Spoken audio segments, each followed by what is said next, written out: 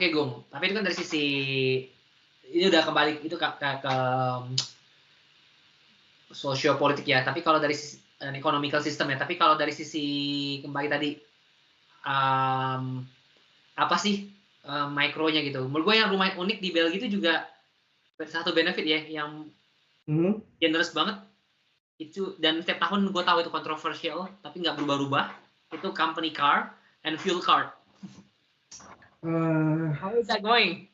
Tapi berkurang sekarang ya. Oh gitu. Sekarang harus level apa ya? Ada levelnya lah. Kalau dulu nggak ada kan. Zaman lu masih kerja di Belgia itu nggak ada levelnya, nggak ada peraturan itu. Jadi orang yang level terbawah pun bisa untuk company sih. Kalau di company gua minimal kayak nggak salah manager grade or equivalent kalau lu ya. Sekarang begitu. Sekarang semua perusahaan begitu. Sekarang. Dulu nggak begitu. Dulu gue inget waktu job pertama gue di Belgia pun ada beberapa orang yang bukan manager, bahkan nggak setara manager itu udah dapat company car gitu. Sekarang harus setara manajer baru bisa dapat company car gitu. Ini buat yang mungkin dengerin ya, konteks company car di Belgium tuh kayak aku bilang tadi, tadinya itu benar-benar almost everybody could get it. Ya. Nggak cuma mobilnya, semua maintenance di cover karena company car, dapat juga fuel card. Some companies fuel cardnya tuh super powerful, kayak company gua tuh lu bisa even top up gas di seluruh hampir negara EU. Lu sekarang nggak, cuma Belgia. Oh, kenapa? Sekarang cuma Belgia. Karena cuma Belgia. Oke, interesting. Oke. Jadi mulai mengkat di situ. Dan mungkin yang dulu yang paling agak progresif mungkin dari sesi situnya, tergantung poin lo apa progresif. Waktu gue masih muda, gue suka-suka aja dikasih company car. Tapi gue ingat yang mungkin dulu itu kalau company car lo emissionnya rendah, itu bayar tax dan benefit in kind-nya lebih kecil gitu. Benefit in kind itu kayak semacam kayak komponen salary additional yang dihitung berdasarkan benefit yang lo dapat. Tapi lo bisa cerita nggak, Gung? Kenapa sih Belgia itu suka banget ngasih company car? What's the story? Supaya perusahaan bayar tax-nya lebih rendah kan? Karena di Belgia itu ada yang disebut employment tax yang company harus bayar. Jadi lu tau nggak sebenarnya gaji lu misalnya per bulan 5.000 kotor nih, yang harus dibayar sama perusahaan tuh hampir 8.000. Jadi gede gitu kan. Jadi kalau misalnya lu harus, jadi misalnya daripada gue harus kasih lu 800 euro lebih gede gitu gaji lu gross, jadi perusahaan bilang gue kasih lu mobil aja deh, karena mobil kan hitungannya di cost. Untuk EBITDA kan, ya kan tax kan dari EBITDA kan margin minus cost dan except employment cost ya, because employment cost harus di tax lagi kan, yang tadi gue bilang employment tax gitu. Kalau cuman mobil, atau makanya kita punya juga di Belgia itu lunch voucher. Masih ingat kan kita punya juga lunch voucher, eco voucher.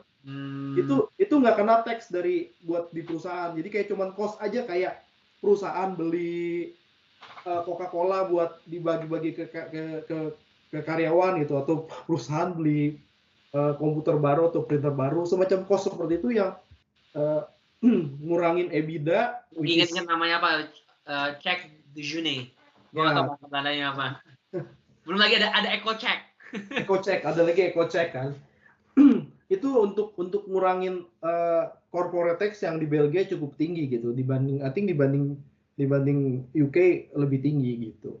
Jadi sebenarnya simply adalah untuk supaya bisa ngasih lu net lebih banyak yang mungkin nggak berupa uang untuk hal-hal yang tadi, untuk hal makanan, untuk beli barang-barang eco-friendly, contohnya mesin cuci yang dengan grade tinggi, atau beli atau nyewa atau leasing atau beli mobil.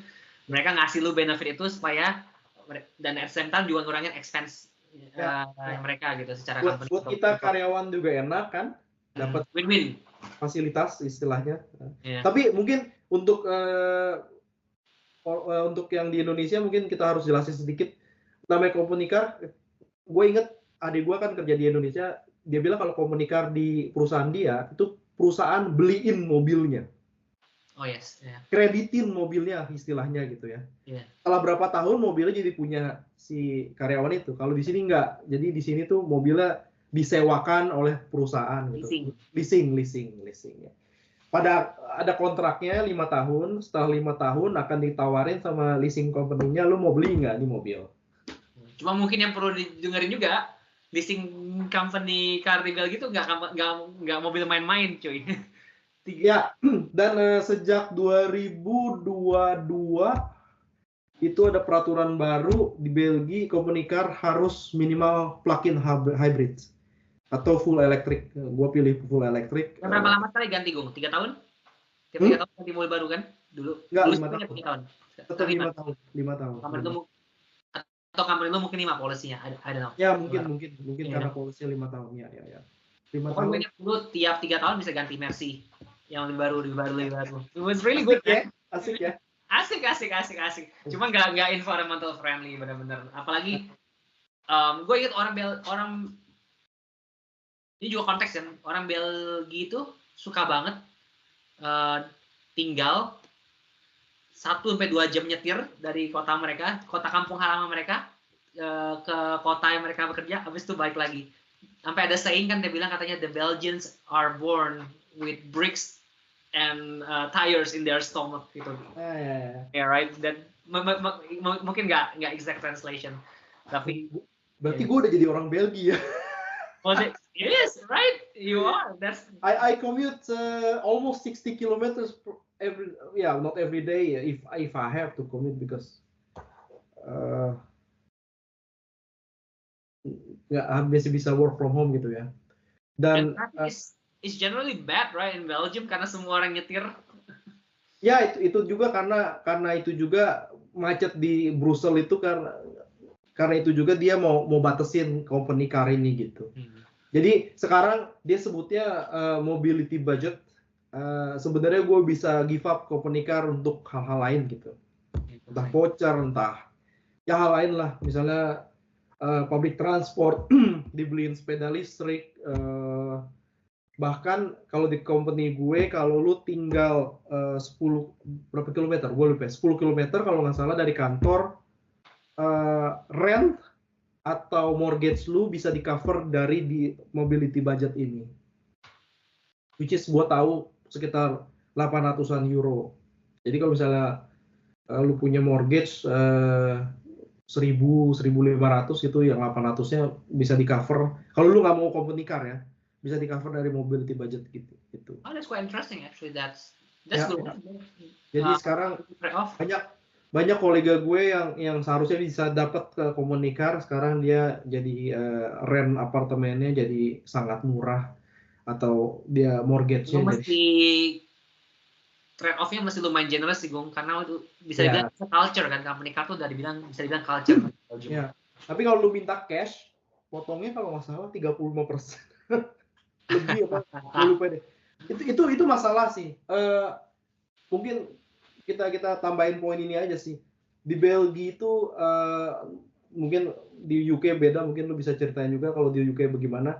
Di Belgia itu orang itu jadi agak males untuk jadi produktif gitu, lebih untuk kerjain sesuatu lebih gitu. Karena bonus-bonus itu di tax-nya tuh terlalu gede gitu. Dari yang di tax normal tuh yang 12 kali gaji lu aja gitu. Bahkan yang ke-13 ke-14 itu kan di tax lebih gede kan, tuh dapat netnya lebih kecil.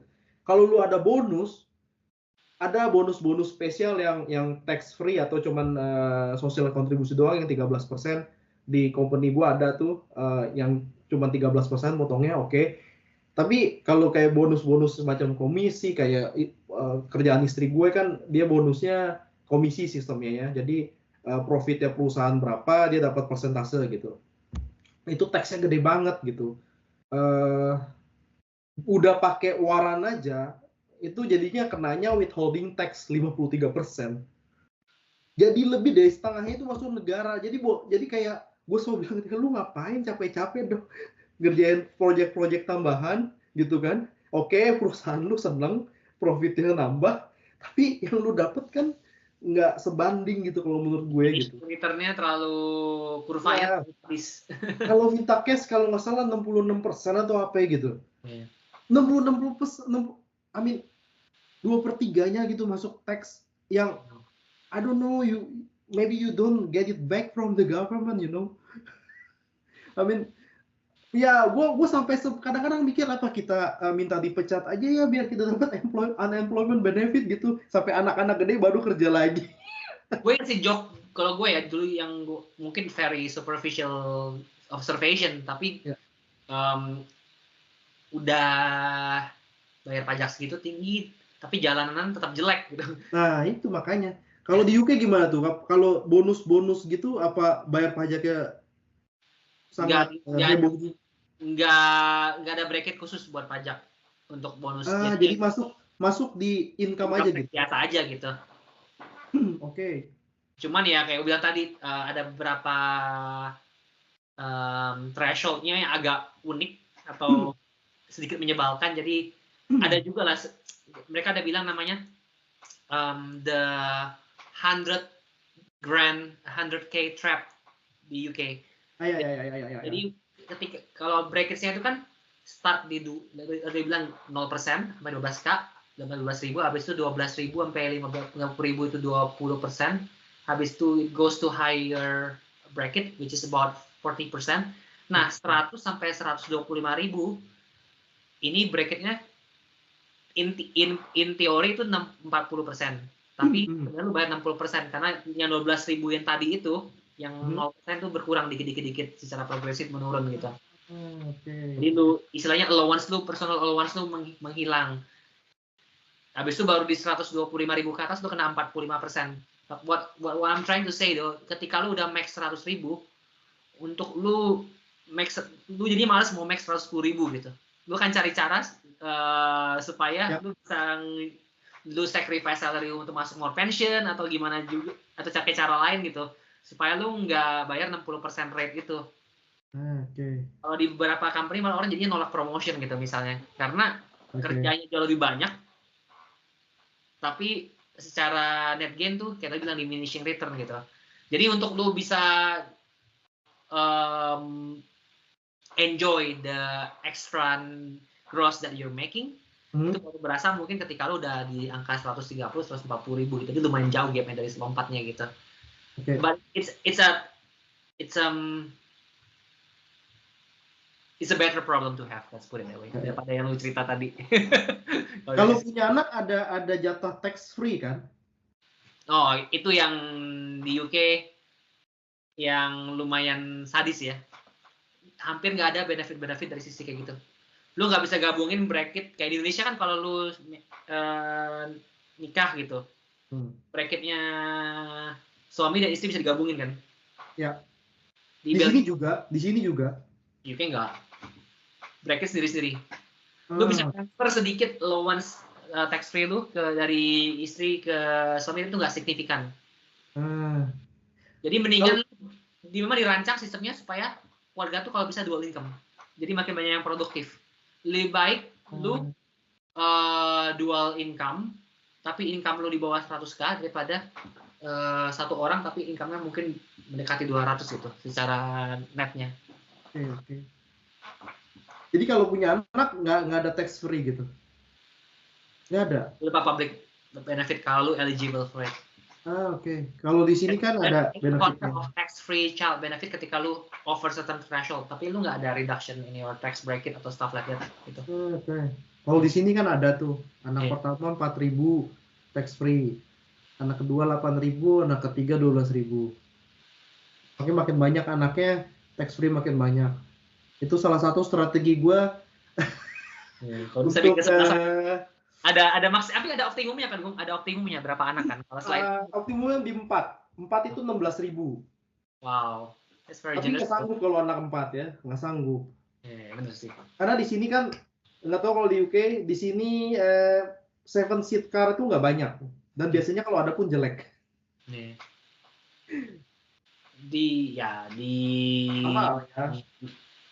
Agak sedikit beda sih, tapi gue ingat kalau di Belgia itu nggak banyak yang drive SUV. Kalau lu keluarga lu gede, either you drive a van atau lu drive an estate kan. Jadi kayak 7-seater sedan gitu, tapi yang belakangnya nggak melengkung gitu, belakangnya cuma kayak datar gitu. Ya. Dan biasanya jarang yang 7 seat gitu kan. Dan ya udah ketuaan juga lah, nggak mau anak 4. Baik, untuk close this topic, ada nggak hal yang mungkin harus kita discuss tapi kita belum discuss dari sisi impact politik and economical spectrum di UK dan Belgium ke kehidupan sehari-hari gitu? Apalagi ya? Well, untuk politik mungkin gua rasa cukup lah ya. Banyak soal ini ya, berhubungan dengan uang lah istilahnya. Apalagi untuk mungkin audiens kita mungkin itu lebih penting lah untuk urusan money matters ya. Ya mungkin kita bisa bahas lagi soal yang tadi, soal misalnya secara khusus sekolah gitu, soal sekolah misalnya di Belgia. Kita di sini kan again sangat sama seperti childcare itu juga, nggak ada perbedaan ya. Jadi semua orang bisa masuk setiap sekolah dengan standar yang kurang lebih sama gitu. Ada kelas berbeda, itu adalah sekolah internasional, itu outliers, kita nggak perlu ngomong itu karena di setiap negara pasti punya sekolah internasional. Mungkin di Inggris nggak punya kali sekolah, karena sekolah internasional biasanya UK atau US kurikulum kan. Banyak sekolah, mungkin bukan sekolah internasional tapi sekolah private. Ya sekolah private kan tapi kurikulumnya lokal ya, atau dia punya kurikulum sendiri? Ada yang punya kurikulum modified. Kayak gue punya adik gue sempat anaknya masuk kayak sekolah tapi dia kurikulumnya ada campuran kurikulum Mandarin. The only school in the whole UK tapi yang setahu gue bilingual. Maksud gue gini, kalau sekolah internasional kan marketnya juga kan beda ya, biasanya expat atau diplomat ya, keluarga itu kan. Kalau misalnya sekolah private di UK kan ya oke, marketnya beda untuk orang yang punya duit gitu. Cuman yang poin gue adalah gini, kalau di Belgia kan untuk sekolah sangat terregularisasi, sangat teratur gitu ya, sangat diatur dari seluruh Belgia kurang lebih ya, standarnya harus disamakan. Walaupun ada sekolah Katolik misalnya, ada sekolah Muslim juga dari Yayasan Turki ada, cuman secara kurikulum hampir disamaratakan gitu. Mungkin sekolah Katolik oke, dia punya pelajaran agama Katolik gitu. Kalau sekolah umum biasa mungkin nggak ada pelajaran agama Katolik ya, dan sekolah Muslim ada pelajaran Muslimnya gitu, pelajaran Islamnya. Yang jadi masalah menurut gue adalah gimana ya? Karena kalau semua anak bisa masuk sekolah mana aja itu kayak semua di mix aja gitu. Tapi kan anak itu kan berbeda ya. Berbeda-beda ya. Ada anak yang lebih suka yang gampang ini. Ada yang anak yang demen belajar, ada yang nggak demen belajar gitu. Ada yang sangat suka belajar gitu. Ada yang selengean aja gitu. Jadi preman di sekolah gitu. Kalau gue bandingin sama sistem di UK, karena kalian punya private school yang juga berpikir lapis-lapis private school. Ya, jangan kan private school ya. Kita jangan ngomongin private school, karena private school kita yang gratis aja. Ada yang sebutnya grammar school ya, yang high class-nya lah istilahnya, yang ada tesnya untuk masuk dan itu susah ya. Dan ada sekolah biasa, regular school di bawahnya gitu. Jadi ada anak-anak yang emang bener pinter, rajin sekolahnya gitu, demen belajar gitu. Orang tuanya bisa masukin grammar school deh, nggak rugi nih gue. Anak gue demen kok. Kalau anak-anak yang berandalan kan nggak mungkin masuk grammar school bro. Gitu. Jadi anak-anak yang orang ngeliatin offset rating kalau misalnya mau ngeliat sekolah gitu. Everybody kayak lu bilang berlomba-lomba untuk masukin anak ke sekolah yang bagus itu. Dan reflect juga masih gue at the university level gitu. Gue lihat di Belgia itu biarpun kita dari luar ya, ketika kita milih sekolah universitas di Belgia pasti kita ngeliat ranking kan, kayak international ranking. Tapi ketika lu masuk ke dalam, lu nyadar orang bilang itu nggak gitu peduli tentang. Nggak peduli. Memang nggak peduli. Orang kita 50% skor aja udah lulus kok. Iya. Gitu kan. Dan itu, gue pengen lanjutin lagi soal anak yang demen belajar dan yang nggak demen belajar jadiin satu. Karena pengalaman gue pribadi, anak gue termasuk yang demen belajar. Anak yang gue nggak mau bilang pintar bodoh, subjektif gitu. Dia demen belajar gitu. Dia anaknya nurut gitu sama gurunya, rajin lah istilahnya ngerjain PR apa. Di kelasnya kelas 1 SD nih ya, sejajar kelas 1 SD. Di kelasnya ada anak umur 9 tahun. Udah 9 tahun belum bisa baca. Ini anak bermasalah. Dan ini anak bully anak gue. Anak ini lagi di waiting list untuk masuk ke sekolah spesial apa SLB, semacam itu ya. Anaknya dari luar mah normal, cuman gue nggak tahu kenapa. Gue nggak tanya juga gurunya kenapa ya, masalahnya.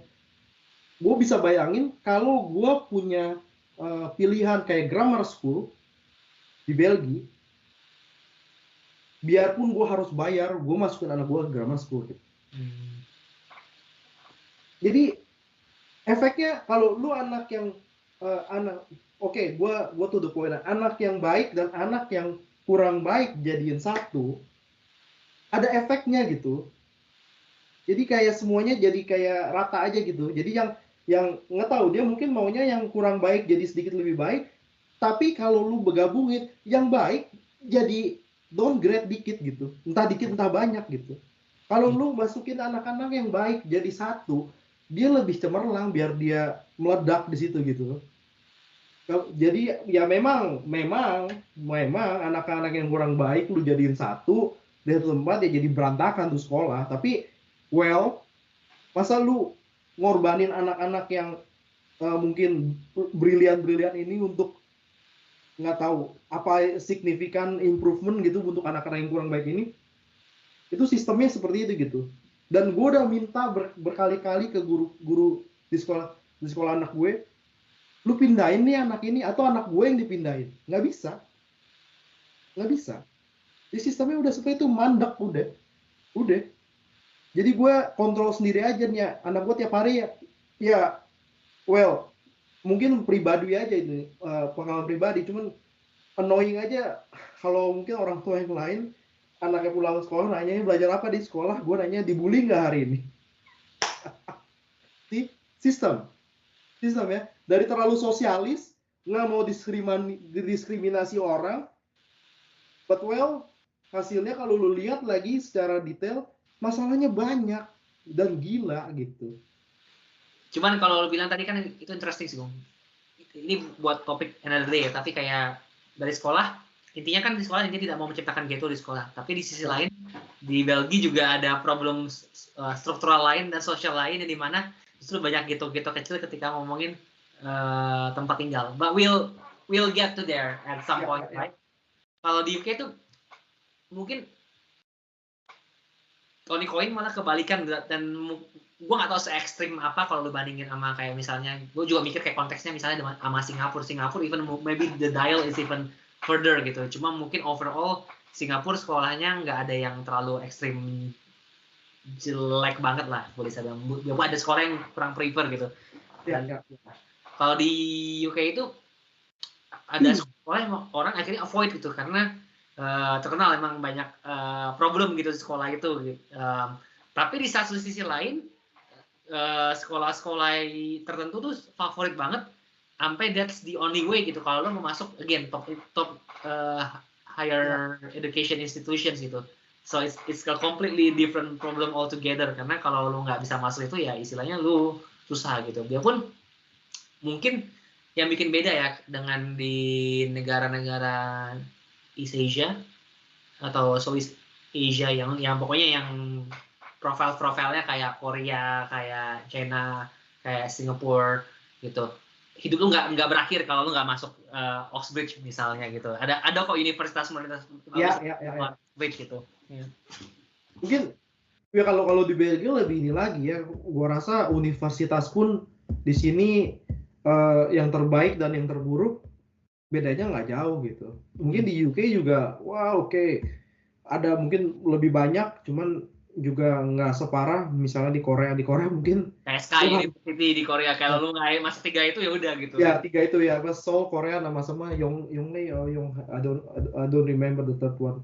Ya, dan di Cina juga sama, kalau nggak the big five itu ya Indonesia juga sama.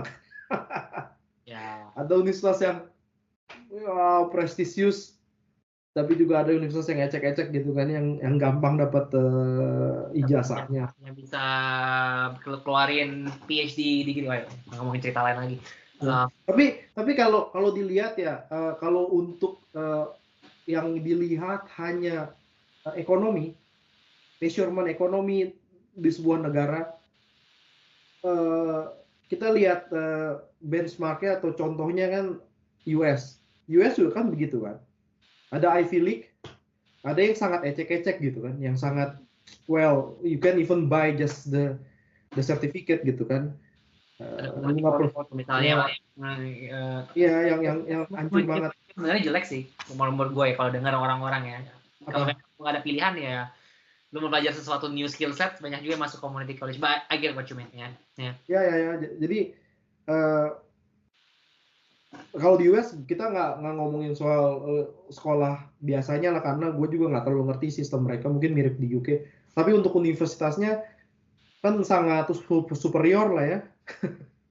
Universitas rankingnya selalu 10 besar, mungkin 5 besar, 2 atau 3 dari US gitu kan. Tapi the biggest economy in the world gitu kan. Kalau lu mau jadi milioner juga oke, bisa gitu. Invention, teknologi apa semua kan dia selalu leading gitu kan. Itu kan mungkin kalau menurut gue dari sistem pendidikannya, terutama pendidikan tingginya itu kan punya efek ke situ mungkin secara langsung malah ya, karena sistem pendidikan seperti apa, hasilnya seperti apa kan, dan dari orang-orang yang hasil pendidikan ini bisa menciptakan apa gitu kan, atau bisa menjalankan dan memperbaiki masalah apa di negaranya gitu. Kalau di Belgia ini kayak dia ngasih gue filosofi, gue dengar ini konteksnya East Asia sama Western world atau US, terutama itu di ekstrem, filosofi yang paku nempel di kayu loh. Kalau di negara yang kayak negara East Asia, di Jepang terutama, kalau lu berbeda supaya lu jangan beda gitu.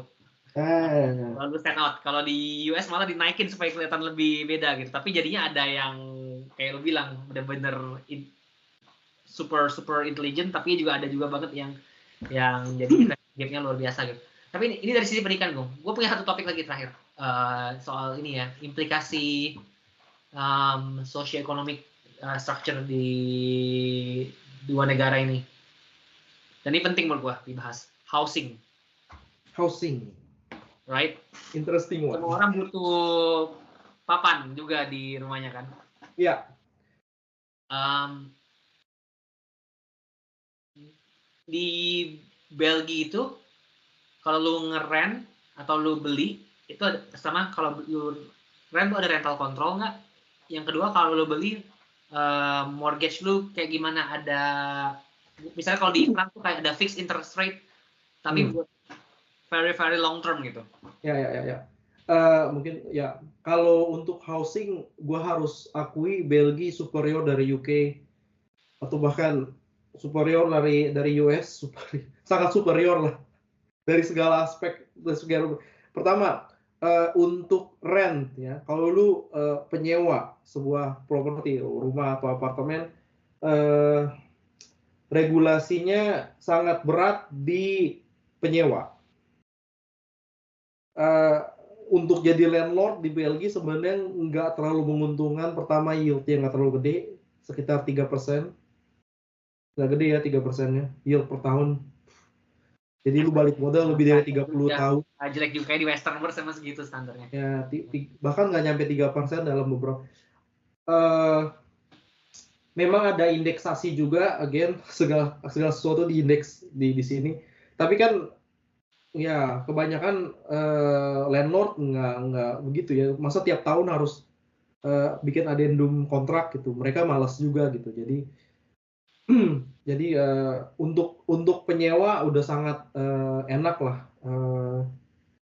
Dan lebih murah juga kan kalau dibandingin sama negara tetangga, Prancis, Jerman, Belanda, dan terutama UK. Secara harga sewa itu sangat murah. Dan kalau lu mau jadi house owner juga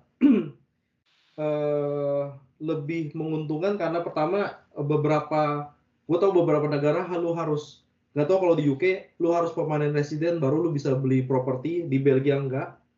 Gue waktu beli rumah pertama gue itu gue masih yang izin kerja per tahun jadi belum permanen.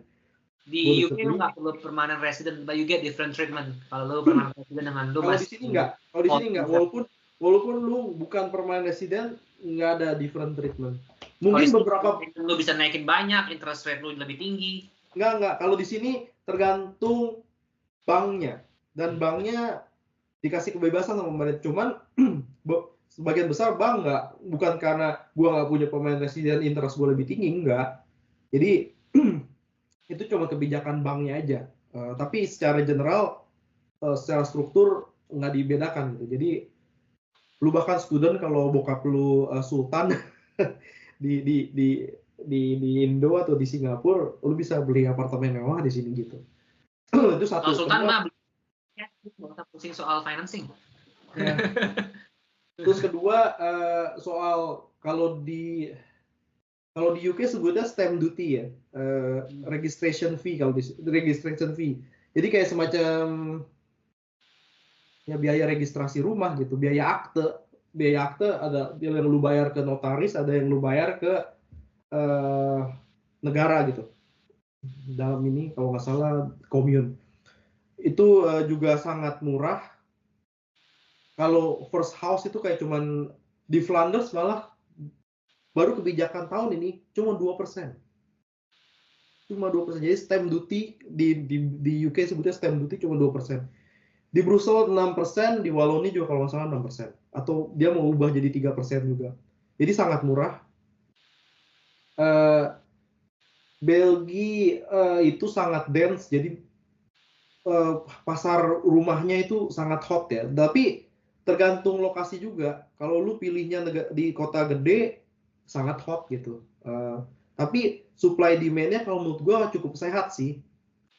Nggak nimpang banget. Ya mungkin beberapa spesifik aja sih. Beberapa properti yang eksepsional mungkin ya memang peminatnya banyak. Cuman nggak sampai parah gitu. Nggak sampai. Kalau gue sebenarnya sih, kalau gue interject dikit ya. Mungkin yang bikin Belgia itu superior dari sisi supply and demand ini agak mirip juga kayak di Jerman gitu. Lu punya kota besar, tapi nggak gede banget apa itu population center yang semua orang mau ke situ. Sedangkan UK tuh everybody wants to go to like south east area around Greater London, dan ada beberapa pocket di luar itu. Tapi ya in general ya itu aja yang everybody something for the same place gitu. Mungkin juga ya, cuman kalau lu lihat kayak di Kent, di daerah Brighton situ juga kan mahal ya. Cambridge. Ya itu oke. Cambridge the south east. Ya. Mungkin salah satunya itu berhubungan itu juga sih yang tadi lu bilang, karena orang Belgia nggak masalah dengan commute. Walaupun commute 2 jam dihantam aja. Kalau drive 2,5 jam nggak sih udah tembus border? Dari ya, kurang lebih betul. Gue commute gue sekitar 1 jam 15 menit. Normal traffic. Tapi in general juga memang population-nya juga lumayan evenly distributed kan di Belgium itu, bisa dibilang. Ya oke. Ya memang ya. Jadi senternya banyak ya, kayak di Gent kan juga banyak tuh. Di Antwerp, di Brussels, di Limburg sana Hasselt juga banyak. Jadi ya memang gede-gede banget. Antwerp juga nggak gede-gede banget gitu kalau lo pikir. Ya. Antwerp cuma 1,5 juta ya, nggak gede-gede banget memang. Itu memang ininya.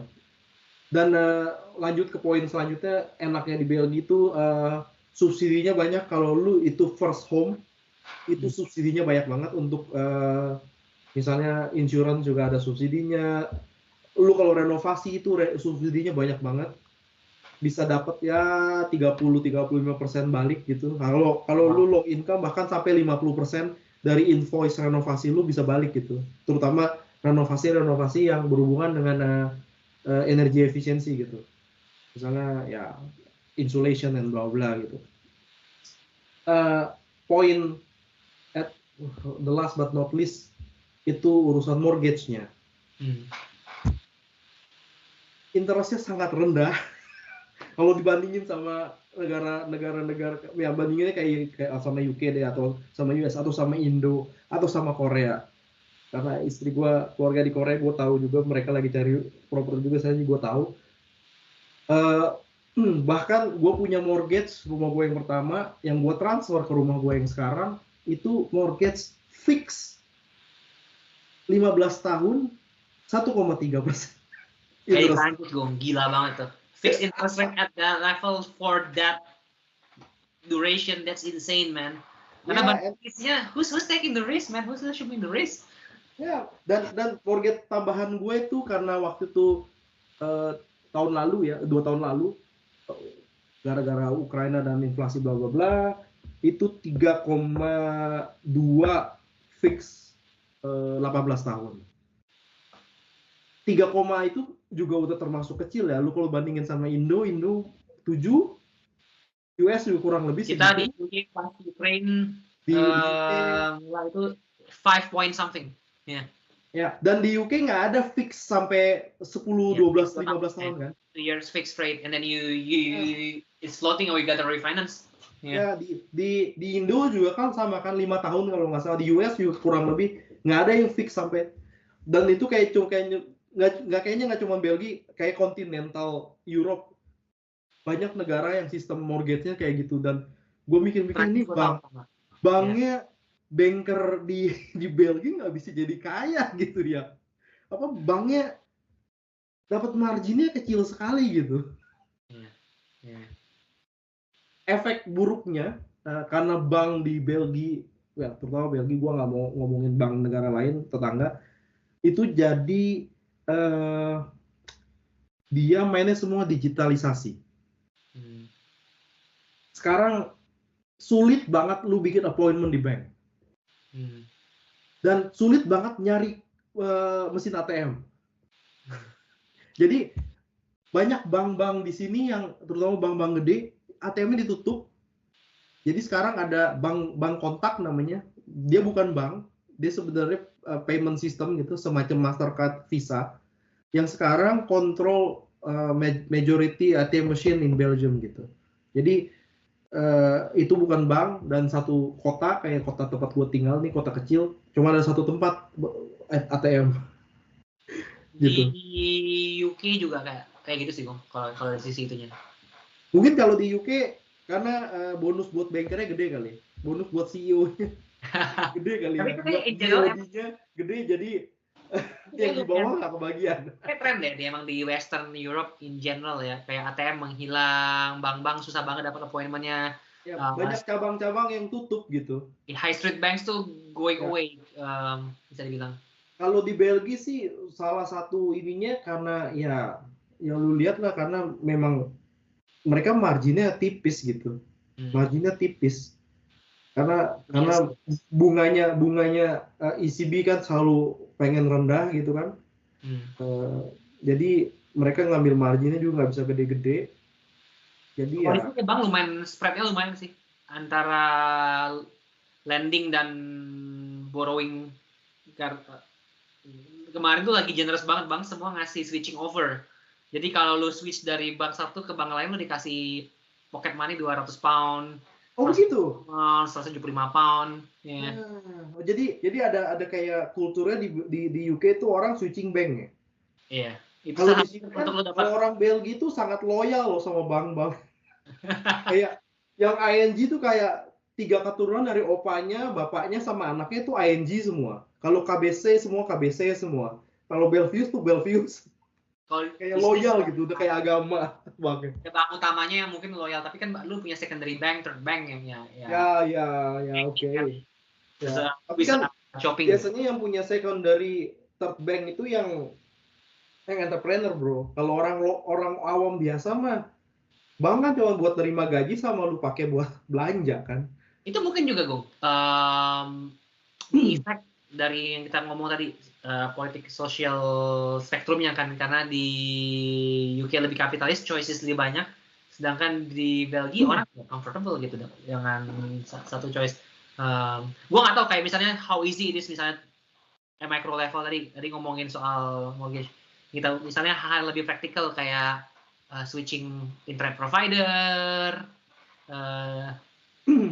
Kalau internet provider atau mobile provider gampang sih, nggak masalah sih. Atau bahkan kayak electricity provider, cuman beda harganya nggak banyak ya. Biasanya. Dan ya kadang-kadang parahnya cuman ya memang karena gampang untuk strukturnya gampang karena kebanyakan terutama electricity provider new customer get promotion gitu, kayak first 3 months di diskon berapa gitu, jadi orang pindah dan pindahnya gampang gitu, kayak ada ada website khusus buat pindah, lu tinggal bilang lapor gue pengen kesini terus kesini gitu. Kalau nggak salah lu minta kontrak dulu ke yang baru, terus lu masuk ke website dulu, lapor lu mau pindah, bulan depannya pindah gitu. Jadi untuk provider gitu lebih gampang sih. Tapi kalau untuk bank, karena bank itu kan kalau ngomong ke bank ya, gue ingat yang lumayan bikin sakit kepala pas pertama kali tinggal di Belgia gitu, jarang banget tempat yang menerima Visa or Mastercard. Kayaknya mungkin sekarang udah beda kali ya. Ya, betul. Ini sangat kebetulan gue kerjanya di digital payment, di payment industry, jadi gue tahu. Karena di Belgia ini transaksi kredit card itu bisa dibilang lebih rendah dibanding negara-negara lain gitu. Kebanyakan mereka debit card. Dan karena jarang,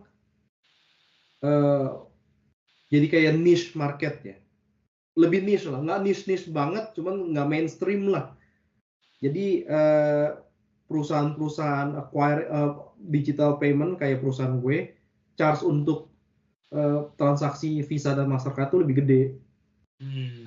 Sedangkan untuk debit card itu sangat kecil gitu. Malah jadinya self perpetuating dong, karena charge makin gede, makin dikit merchant yang mau pakai. Ya, exactly.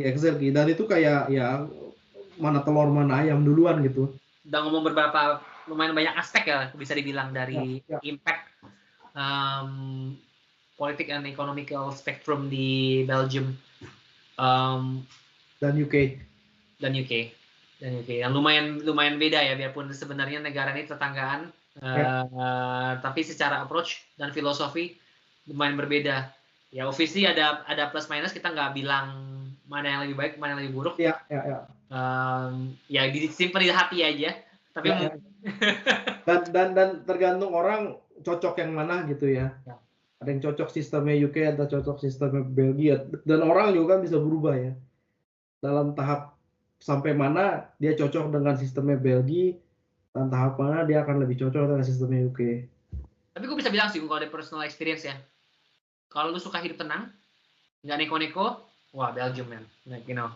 Iya, betul. Yang tadi gue bilang kan lu nggak perlu baca berita, jangan ngomongin politik di jalan. Yoi. Hidup santai aja, gaji jangan lihat grossnya, lihat netnya aja. Lu nabung, tabungan lu cukup, lu jalan-jalan. Ya memang betul. Tapi kalau lu nggak suka red race, tapi nggak taken to the extreme, tapi lu masih pengen ketika lu jatuh ada yang nangkep, mungkin UK bisa jadi tempatnya. Di sini bukan red race lah ya. Ya kalau di Belgia nggak, kalau di UK kalau di UK ya red race, kalau di Belgia sama sekali nggak ada red race ya.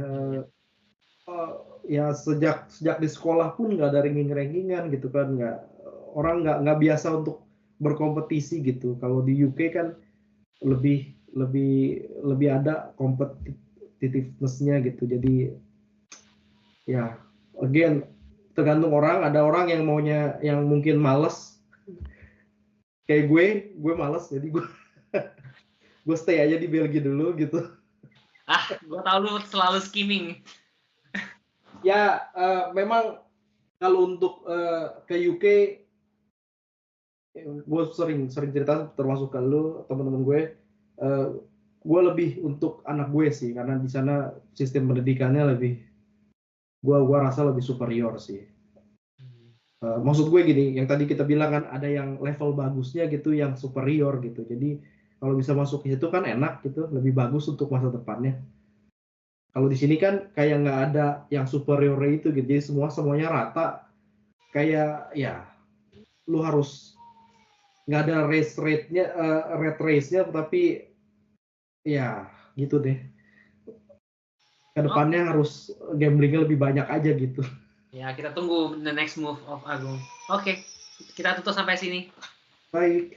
Terima kasih semua. Terima kasih banyak. Terima kasih.